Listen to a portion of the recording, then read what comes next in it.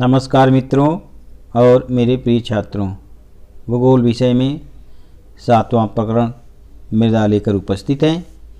मृदा यानी मिट्टी। इस पाठ में हम मृदा के बारे में, उसके तैयार होने, उसके जैविक घटक इत्यादि बातों की चर्चा करेंगे। मृदा की निर्मिति में मूल चट्टानों, प्रादेशिक जलवायु, जैविक घटक, भूमि की ढलान और समयावधि जैसे घटकों पर विचार करना पड़ता है। इन सभी घटकों के संयुक्त परिणाम द्वारा मृदा की निर्मिति होती है। मृदा की निर्मिति के लिए आवश्यक घटक: मूल चट्टान, मृदा के निर्माण का महत्वपूर्ण घटक। प्रदेश की मूल चट्टान होती है। प्रदेश की जलवायु और चट्टानों की कठोरता के आधार पर मूल चट्टानों का अपर्दन होता है। परिणाम स्वरूप मूल चट्टानों का चूर्ण होकर उससे मृदा की निर्मिति होती है। जैसे महाराष्ट्र के दक्कन के पठार की मूल चट्टान बेसाल्ट के अपर्दन से काली मिट्टी की निर्मिति होती है। इस मिट्टी को रेगुर की मृदा भी कहा जाता है। दक्षिण भारत में ग्रेनाइट व नीस इन मूल चट्टानों से लाल मृदा निर्मित होती है। प्रादेशिक जलवायु मृदा की निर्मिति को प्रभावित करने वाला यह एक महत्वपूर्ण घटक है। मूल चट्टान का अपर्दन होना मृदा की निर्मिति का प्रथम सोपान है। प्रदेश की जलवायु पर अपर्दन की प्रक्रिया निर्भर करती है। प्रदेश की जलवायु अपर्दन की प्रक्रिया की तीव्रता निश्चित करती है। एक ही चट्टान से विविध प्रकार की मिट्टी की निर्मिति जलवायु में पाए जाने वाले अंतर के कारण से होती है।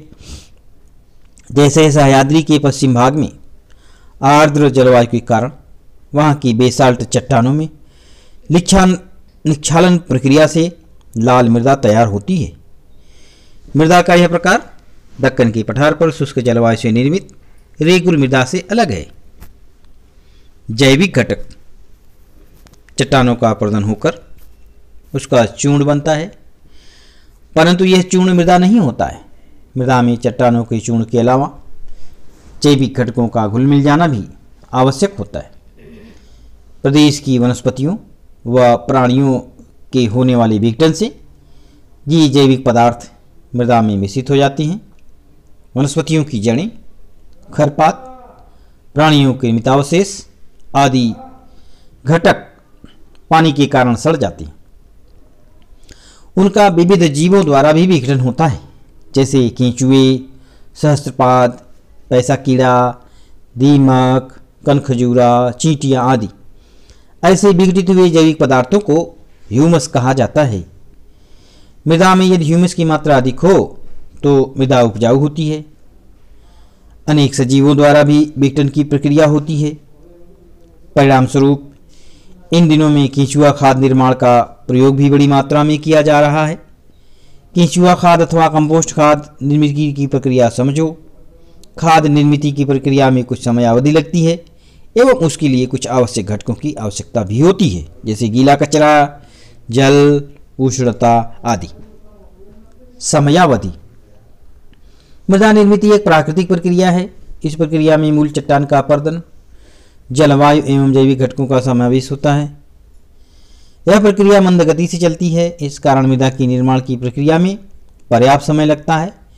उच्च गुणवत्ता की मृदा की लगभग 2.5 सेंटीमीटर की परत निर्माण होने में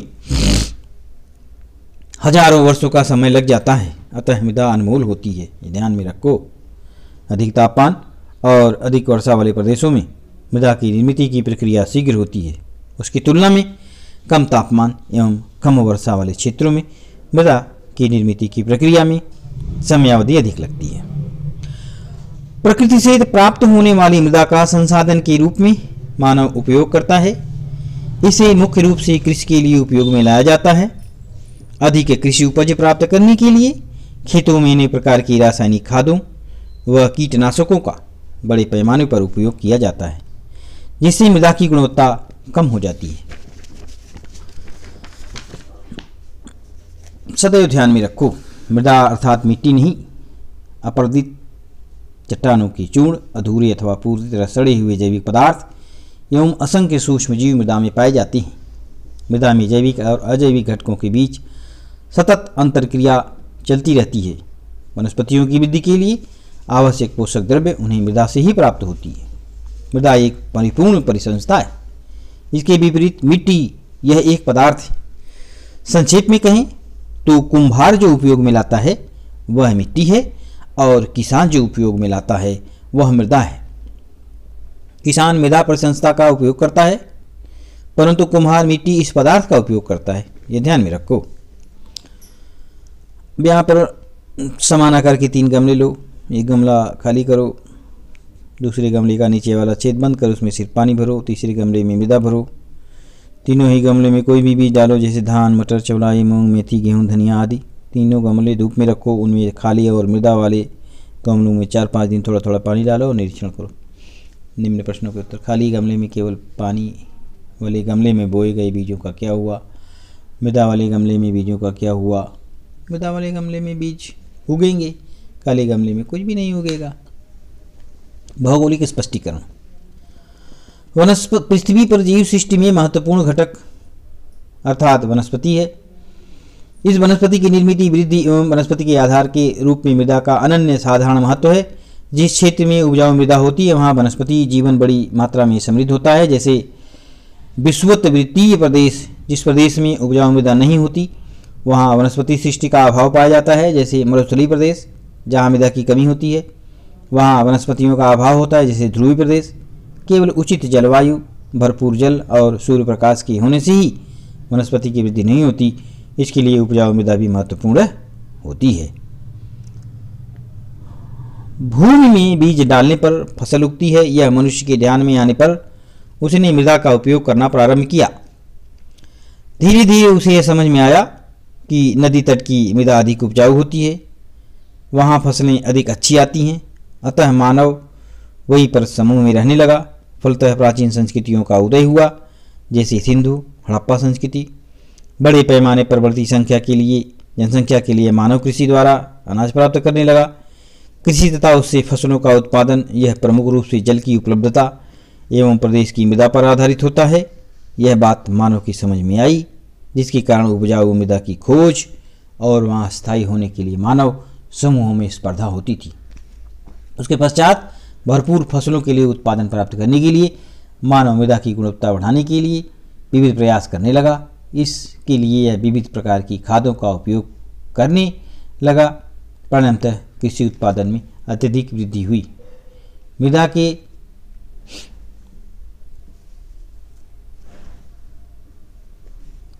अब मृदा के प्रकारों और फूल फल और मृदा के जो प्रकार हैं उसकी क्षरण और अवनति का जो शेष भाग है, इस पाठ का जो शेष भाग हम अगले वीडियो में बताएंगे।